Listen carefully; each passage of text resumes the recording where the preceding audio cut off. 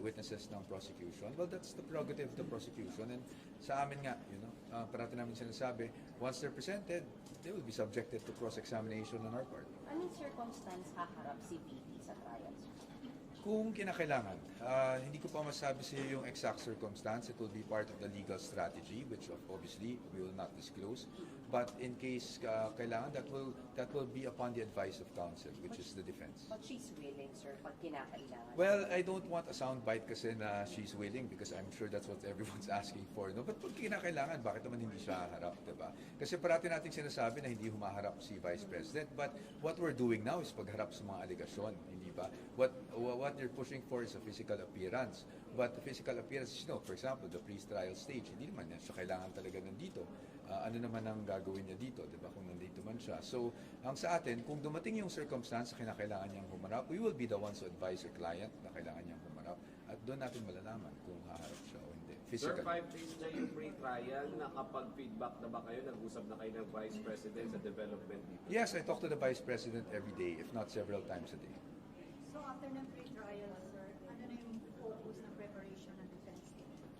Definitely, iintayin natin lumabas yung pre-trial order. Kasi po, pag lumabas po yan, kung sa tingin natin, kinakailangan magbigay ng ating komento, magbibigay po tayo ng ating komento.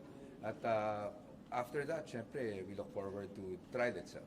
Walang rason para ma-delay yung start ng trial from July 6 since matatapos kayo today. That is something for the impeachment court to determine. Kami lang po, we will comply with whatever directive the impeachment court gives or issues. Sir, yung BIR back, sir, can you share with us na yung... As I said yesterday, we will give our response through an official response that we will be filing tomorrow. What's safe to say, sir, na hindi siya bubuksan today?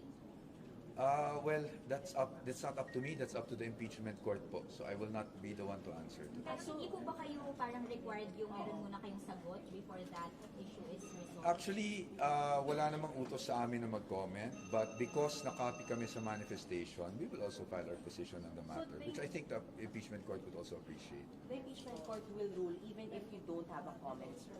I don't know what the impeachment court will do and will not do. I think that's best directed to the impeachment court. Ang masasagot lang po ay yung parte ng defense. At yung defense, ang sinasabi ko lang po ay mag-file kami ng comment by tomorrow. And this has been communicated to Secretary Bantu. But, sorry, as to your knowledge, they can rule even without your I don't want to say kasi whatever the impeachment court will do. No, I hope you understand, ma'am. That's unfair for me to tell the impeachment court what they can and cannot do. Marinig lang po kung papamarkahan nila yung mismong seal box. Sorry?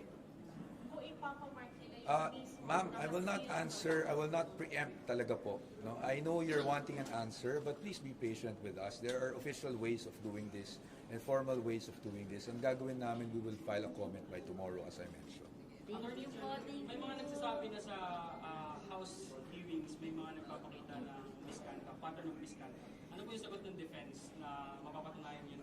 Ano pong misconduct sa House hearings? Sa public trust po, internal public trust. Sorry po sir, hindi ko po masyadong maintindihan yung question.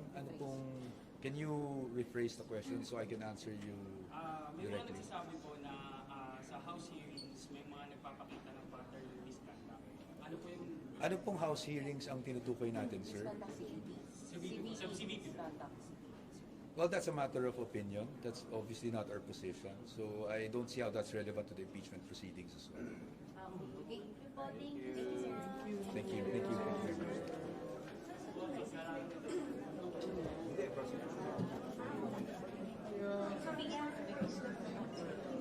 Today, sa table ko, 100%.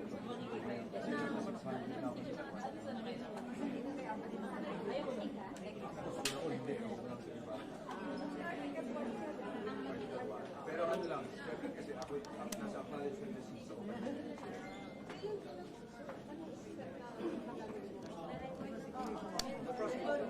Narap yung mic ko.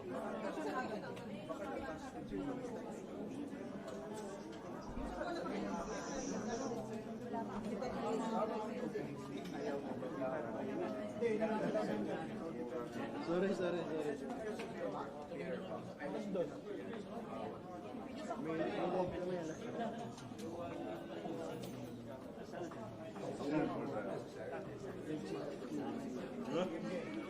May Thank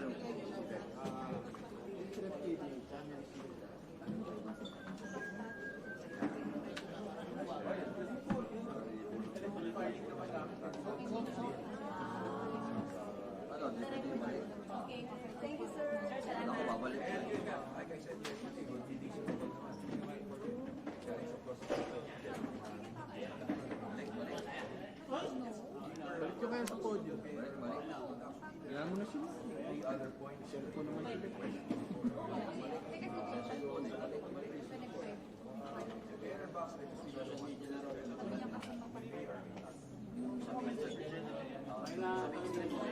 We will put our position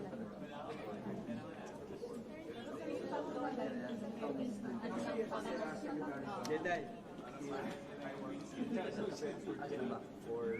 Jedi.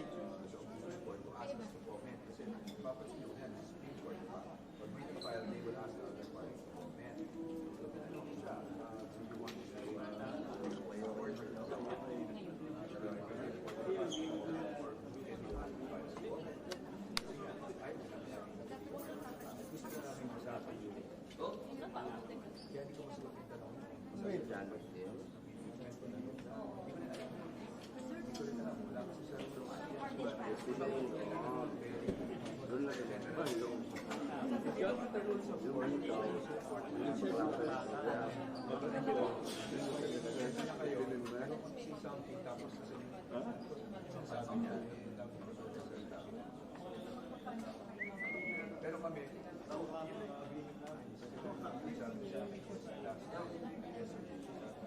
Pantata.